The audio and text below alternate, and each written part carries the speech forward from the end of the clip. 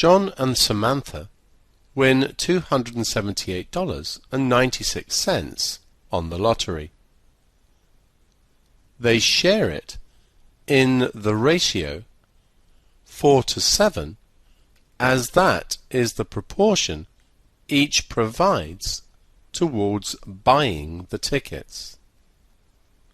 How much does each of them get?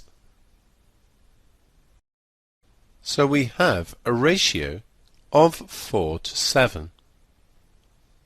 4 plus 7 is equal to 11. So we want to split the amount into 11 equal parts. The calculation we need to do then is 278.96 divided by 11.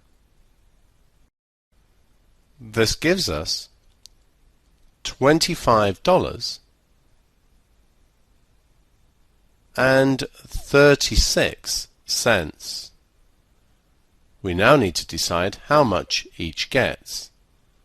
So let's look at John and Samantha and see how much each gets.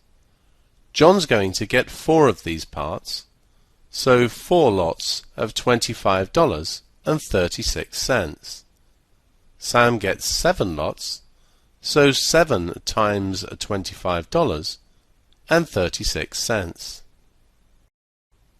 So John's share is going to be $101.44.